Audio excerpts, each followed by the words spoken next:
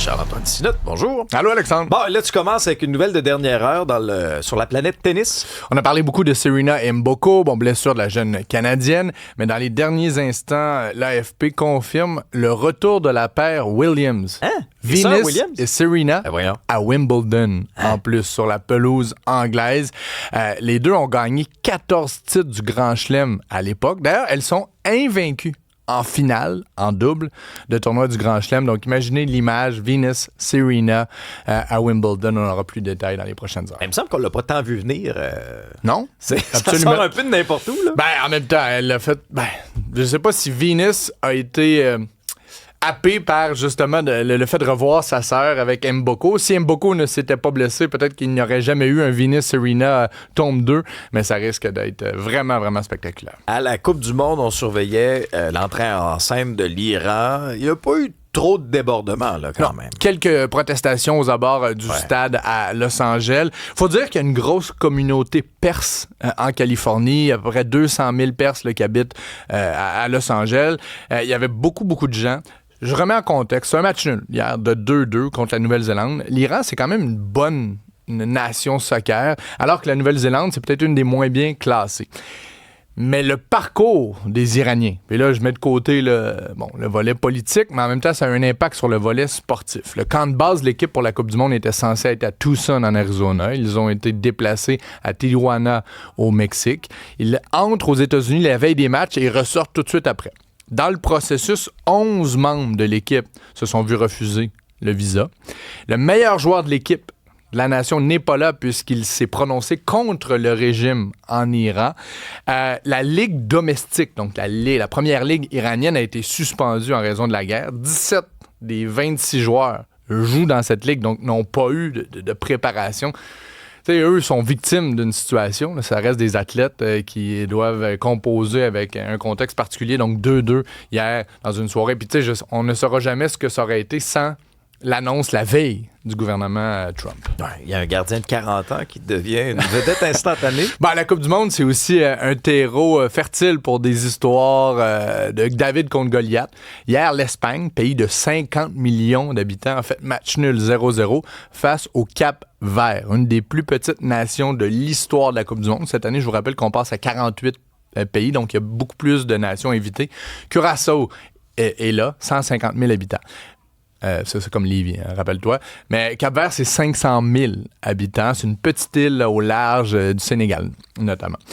Donc, match nul contre les Espagnols, vus comme les favoris. Et le gardien Vojina a fait 7 arrêts. Faire 7 arrêts dans un match au soccer, c'est comme en faire à peu près 55 dans un match de hockey.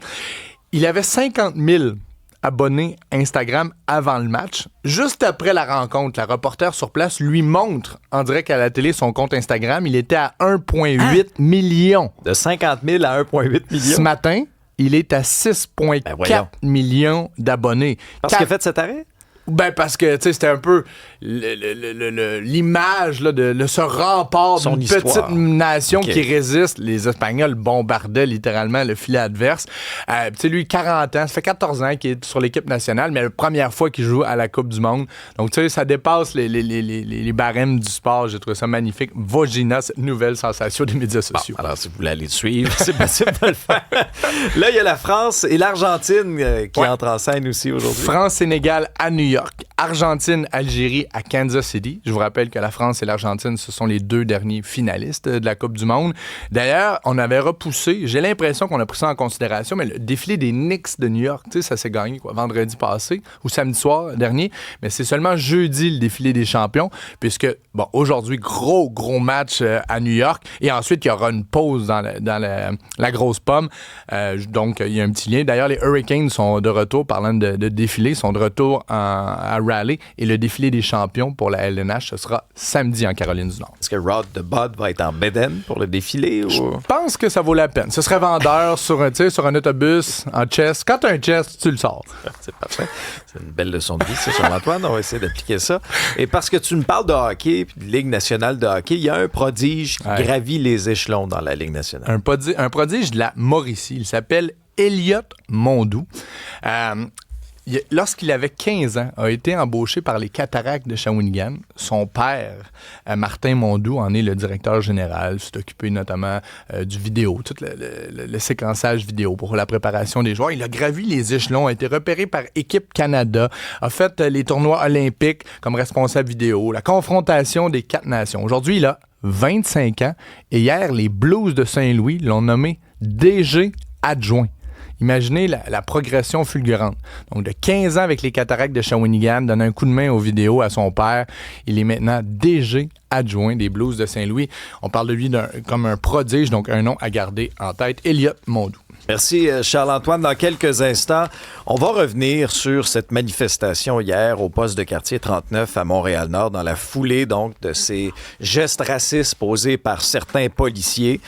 Félix Séguin va revenir notamment avec est-ce que ça prend oui ou non une enquête publique. Et on va recevoir Beverly Jacques qui est cofondateur et directeur adjoint de la coalition Posé. Si vous avez des questions, des commentaires, 1-87